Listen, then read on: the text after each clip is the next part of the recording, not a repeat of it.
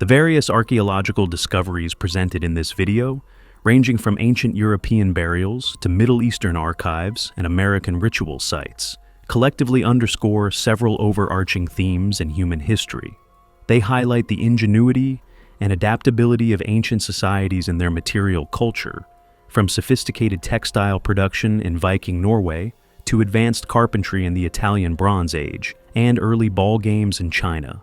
These findings consistently reveal complex social structures, often marked by clear hierarchies and elite status, as evidenced by lavish grave goods and monumental constructions that required coordinated labor. Furthermore, the discoveries illuminate the profound role of ritual and belief systems in shaping daily life, death practices, and social cohesion across different cultures.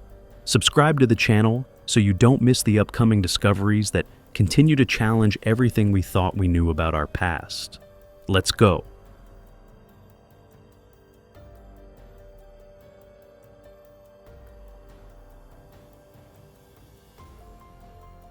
Hestnes woman's grave, unique textiles and grave goods in Norway.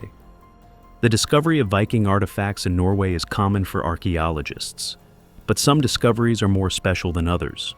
In 2020, excavations at Hestnes in the southern Trøndelag County in Norway revealed the grave of a woman dated to approximately 850 to 950 CE, in the middle of the Viking Age.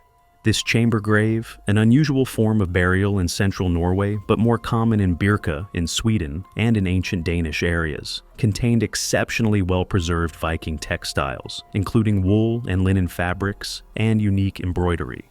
Archaeologist Ruth Iran Oyen highlighted the rarity of finding such an intact textile remnant and embroidery from this period, comparable only to opulent graves like Oseberg in Norway and Mammengraven in Denmark. The woman was buried with numerous and varied textile tools, such as wool combs, indicating that she likely worked in textile manufacturing. Furthermore, the grave contained a rare three-lobed brooch, typical of ancient Danish areas, and hundreds of miniature pearls concentrated over the right shoulder, which may have been part of pearl embroidery. Archaeologists suggest that the woman wore an apron dress fastened by tortoise brooches, a fine linen or wool shirt underneath, and a cloak with embroidered decorative elements, possibly lined with fine wool and with braided edges. Fine fabrics were rare in Viking Age Norway, so when someone died, they were usually passed on to the deceased's family. For this woman to go to the grave fully dressed may suggest that no one else was deemed worthy of wearing her clothes. This may just be a dull brown piece of fabric to the untrained eye, but to an archaeologist, it is invaluable. Valsgärde boat graves. Elite bedding and symbolic meanings in Sweden. The burial ground at Valsgärde in central Sweden contains over 90 graves from the 7th and 8th centuries, a period known as the Merovingian period, which precedes the Viking Age.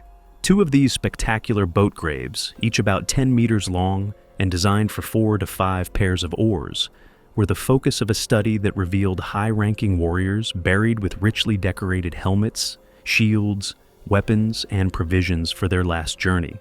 The most notable discovery was the feather bed found under the two warriors, the oldest known in Scandinavia. This finding indicates the high social status of the buried men, as the feather bed was a luxury item at the time, although it had been used by wealthy Greeks and Romans much earlier. Analysis of the feathers, conducted by Birgitta Berglund, revealed a wide variety of species, including geese, ducks, partridges, crows, sparrows, wading birds, and, surprisingly, eagle owls. This diversity refuted an initial theory that eider feathers would have been exported from Norway, providing instead unique information about the local avian fauna and the relationship between humans and birds in prehistoric times. The presence of feather bedding, a luxury item, in these high-status graves, along with the diversity of locally sourced bird feathers, suggests sophisticated resource management by elites.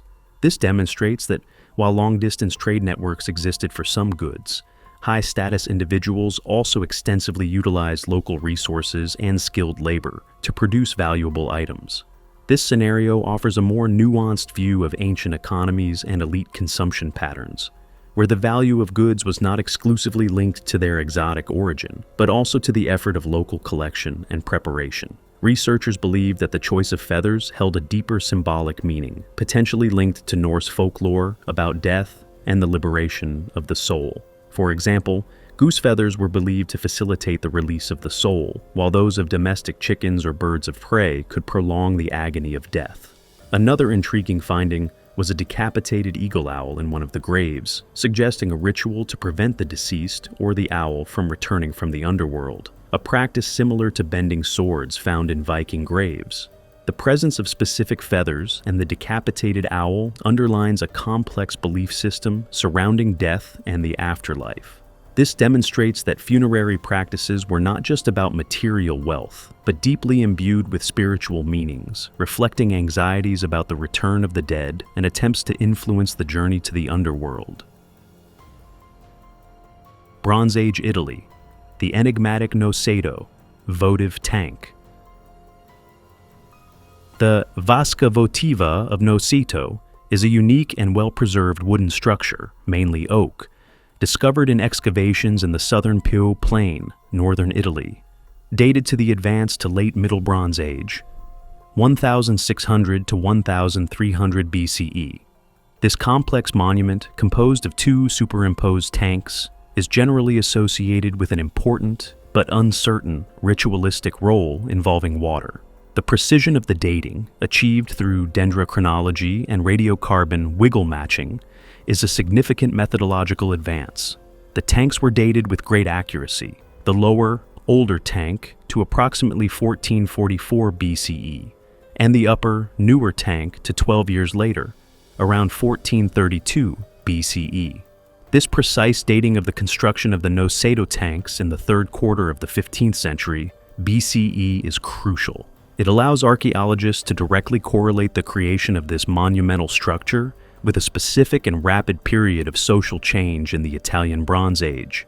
This correlation demonstrates how high-resolution chronological data can illuminate the timing and pace of major cultural and demographic transformations, providing a deeper understanding of the social dynamics of the time. The structure is complex, with the better preserved upper tank being the second construction on the site. Some wooden pieces from the lower tank were reused in the construction of the new structure, but the new architectural plan was substantially different and aimed to ensure that the structure could withstand the pressure of the clay walls. The upper tank remained in use for a relatively short period, estimated between 17 and 71 years. The evidence strongly points to a non-utilitarian ritualistic role for the vasca votiva. Its location on an esplanade, not in the center of a village, the absence of visible drains, the sediment laminations indicating gradual and undisturbed decantation, and the impressive collection of ceramic vessels and wooden tools intentionally deposited within the tanks, all support this interpretation. The repeated construction of the vasca votiva and its strong ritualistic evidence, especially during a period of agricultural expansion and reliance on irrigation, demonstrate that monumental construction projects served not only religious functions, but also reinforced social cohesion, centralized power, and facilitated adaptation to environmental and demographic pressures. The considerable effort involved in constructing and reconstructing the tank in just 12 years suggests a significant amount of coordinated labor and socio-political commitment, implying forms of social organization, likely hierarchy and leadership, to facilitate collective decision-making and activity. Stone Age Denmark, the Rudbyhavn axe and ritual practices.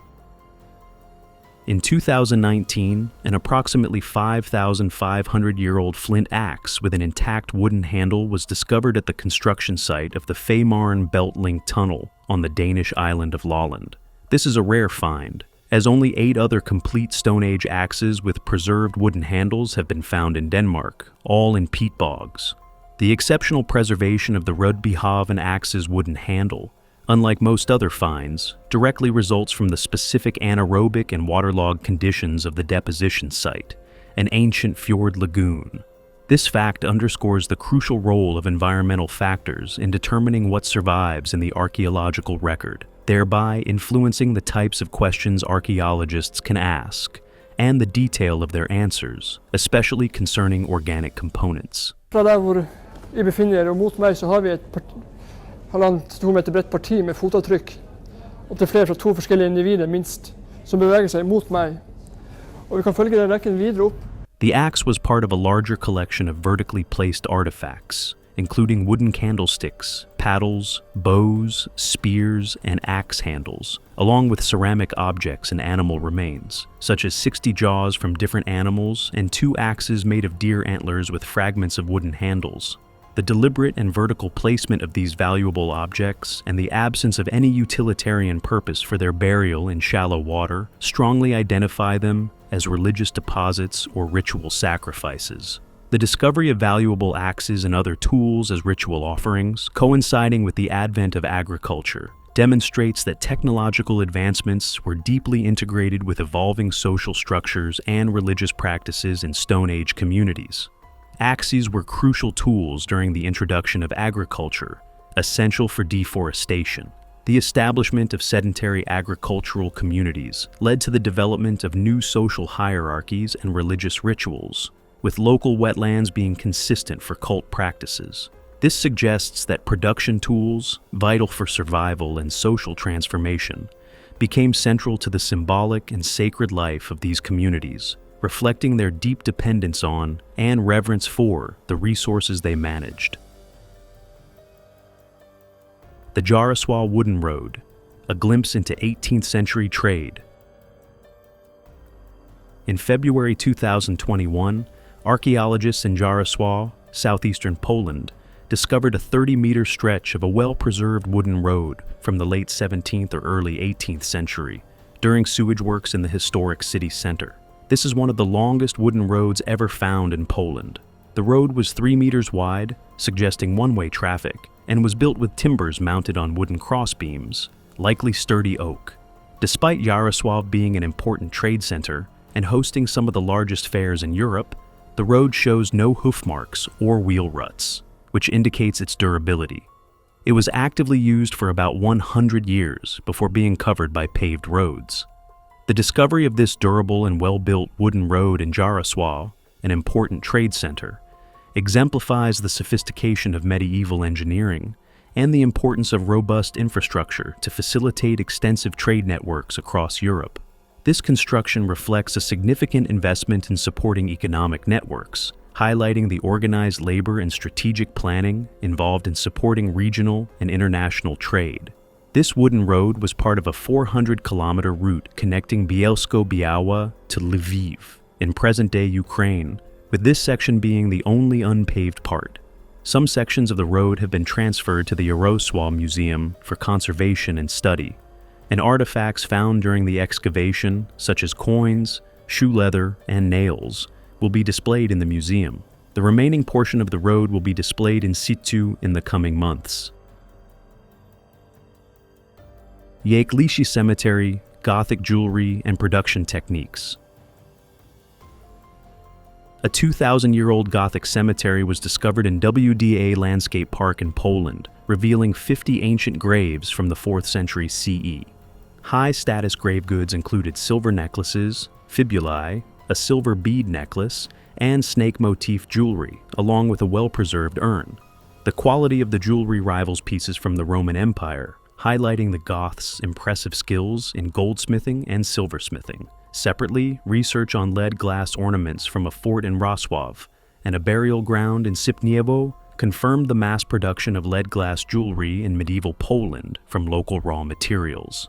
However, no direct glass production workshops from raw materials were found at these sites, suggesting that artisans used imported semi-finished products, such as glass rods. The evidence of mass production of lead glass jewelry from local raw materials, along with the probable import of semi-finished products, reveals a complex system of artisan specialization and trade networks in medieval Poland. This illustrates how local resources were integrated into broader European supply chains for luxury goods, demonstrating the interconnectedness of medieval economies. Although jewelry is often associated with femininity, the discovery of larger rings, specifically in yellow and black, which were likely not designed for women, and beads in male graves, suggests a more complex understanding of gender roles in medieval society. This challenges traditional and anachronistic assumptions about gender roles and the use of adornments in medieval societies.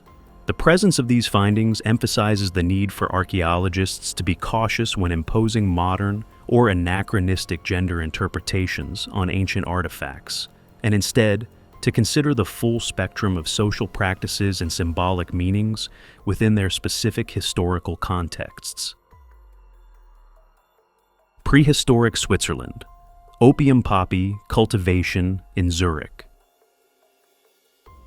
At the site where the underground garage of the Zurich Opera House in Switzerland now stands, the oldest evidence of deliberate cultivation of opium poppies by humans was discovered, dated to approximately 5,500 BCE.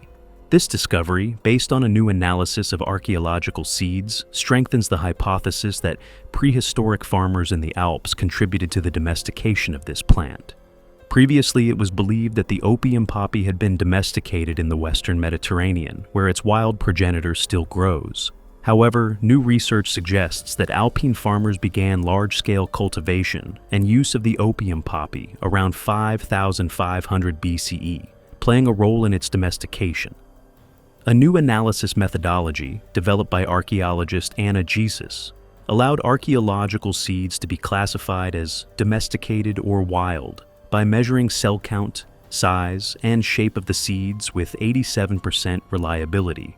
The application of this methodology to the seeds from the Zurich Opera House site revealed a mixture of wild and domesticated seeds, suggesting that farmers may have intentionally mixed the variants or that selective pressure from cultivation led to the evolution of the opium poppy into the domesticated variant.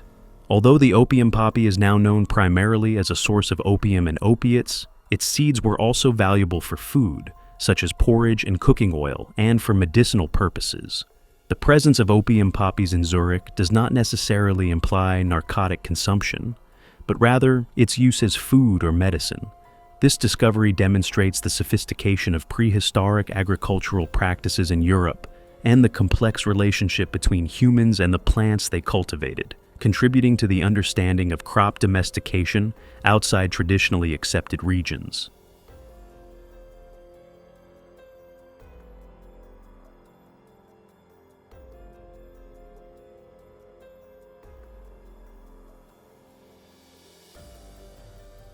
Ertenu Archive in Ugarit, Trade, Diplomacy, and Collapse in the Late Bronze Age. Ertenu was a Late Bronze Age merchant in Ugarit, Syria, who ran a state-affiliated trading company from his home in the city.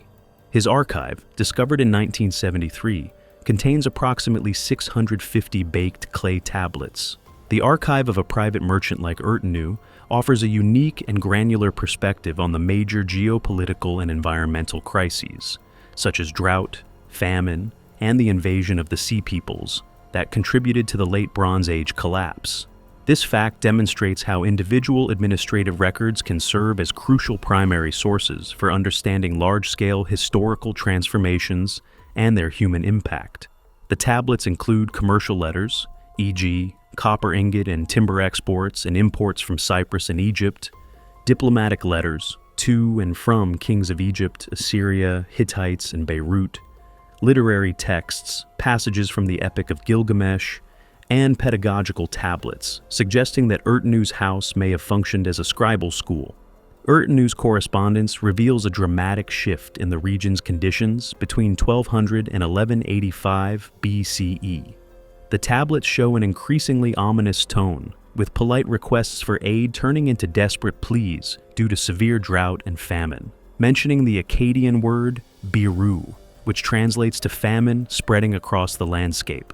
A Hittite official begs for grain, and King Amurapi of Ugarit wrote to the Egyptian pharaoh Seti II, describing severe famine in Ugarit and asking for grain to save his life and that of his citizens. This explicit mention of severe drought and famine in Ertenu's letters, immediately prior to the collapse of Ugarit and other eastern Mediterranean cities, strongly suggests that climate change was a significant, if not primary, causal factor in the Late Bronze Age collapse. This highlights the long-term historical impact of environmental variability on human societies and the interconnectedness of ecological and geopolitical stability. The archive also documents the impending war and invasion of the Sea Peoples, who contributed to the late Bronze Age collapse. A letter, likely unsent, describes invaders appearing on the coast and establishing a beachhead near Ugarit, with King Amurapi pleading for forces and chariots to save him from this enemy, almost certainly the Sea Peoples. This archive provides an unparalleled insight into Ugarit's prosperity, its extensive trade ties, diplomatic contacts, and the events that led to its destruction.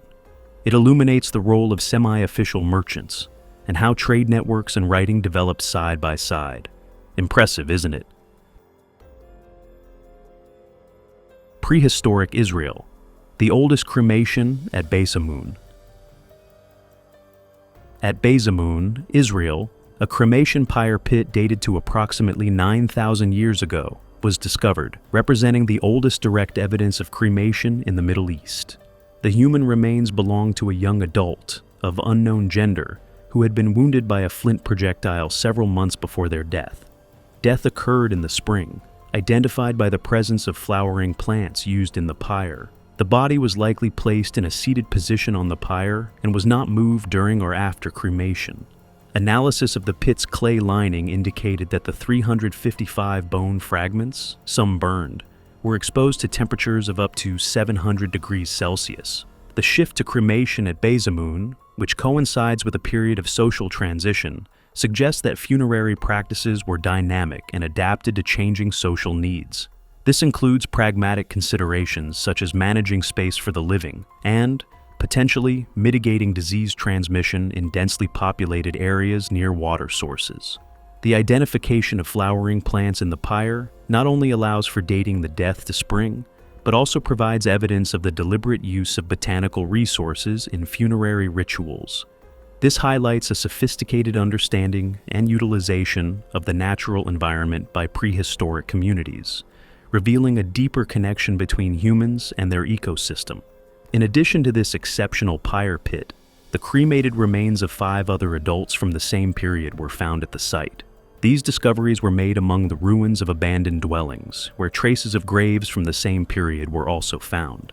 The use of cremation suggests an evolution in the relationship with death in the region, indicating a shift from ancestor veneration and long funerary practices to shorter rituals. This may represent a transitional phase, as 2 to 3 centuries later, the dead were no longer buried within or near villages, and their remains become much harder to locate. Ancient China, the 3,000-year-old leather balls from Yanghai Cemetery. 3 ancient leather balls dated between 1189 and 911 BCE, approximately 3,000 years old, were found in tombs at the prehistoric Yanghai Cemetery near Turfan in northwestern China. These balls are approximately 500 years older than any other known ancient balls or ball game representations in Eurasia. The balls are small, measuring between 7.4 and 9.2 centimeters in diameter, and are constructed with a core of leather scraps or hair, wrapped in a leather cover tied with a band. 2 of the 3 balls feature a red cross mark on their outer leather cover. The discovery of these 3,000-year-old leather balls at the Yanghai Cemetery demonstrates the ancient origins of organized ball games in Eurasia, and their potential integration with practical skills, such as military training and horsemanship. Their association with possible horsemen, and the suggestion that ball games appeared in the region at the same time as horsemanship, highlight that early sports were not merely recreational, but had a functional role in social development, especially in honing skills crucial for warfare or hunting. 2 of the 3 balls were found in graves of possible horsemen. Archaeologists suggest that ball games appeared in the region concurrently with horsemanship, serving as physical exercise and military training. Curved wooden sticks were also found at the Yanghai site, but a direct connection to the balls was not apparent. Dr. Patrick Wertman clarified that the Turfan leather balls are not linked to primitive forms of field hockey or polo, despite 2 of them being found in horsemen's graves. Although the balls are clearly intended for games, the lack of direct archaeological evidence, such as playing fields or descriptions of rules, makes it difficult to determine the exact nature of the games played. This illustrates the interpretive challenges in archaeology when material culture is isolated from its broader functional and social context. India, the submerged temple of Odisha. In June 2020, archaeologists from the Indian National Trust for Art and Cultural Heritage announced the reappearance of a submerged temple in the Odisha region of India. The temple, dedicated to Lord Gopinath, an avatar of Vishnu, dates from the 15th to 16th centuries. During the 19th century, the Mahanadi River changed its course, resulting in the complete submersion of the temple and a nearby village due to rising waters. Many of the temple's deities and statues were removed and reinstalled in the Gopinath Dev Temple of Padmavati village for safety. InTash has been conducting a research project to document heritage sites and monuments along the entire length of the Mahanadi River, from its source to the sea, covering a distance of almost 1,700 kilometers. This project has already discovered up to 65 ancient temples submerged in the Mahanadi River. After several attempts by project members to locate the Odisha temple, InTash was alerted to reports that the temple was visible for the first time in 11 years. Anil Kumar Dir, head of InTash, suggested that the structure could be restored and plans to approach the Archaeological Survey of India to take steps for the temple's relocation. The re-emergence of this temple underscores the significant impact of environmental changes, such as changes in river courses, on the preservation and rediscovery of historical architectural structures. This demonstrates the resilience of ancient architecture and the importance of documentation and conservation efforts to protect submerged cultural heritage. Inca underwater offerings, rituals in Lake Titicaca. In 2020, archaeologists described the first intact underwater offering made by the Inca people, deposited in Lake Titicaca in the Andes, approximately 500 years ago. The discovery of an intact Inca offering in Lake Titicaca underscores the vital role of underwater archaeology in uncovering previously inaccessible ritual sites and practices. This expands the understanding of how ancient cultures viewed and utilized natural bodies of water as profound sacred spaces, revealing hidden dimensions of their spiritual geography.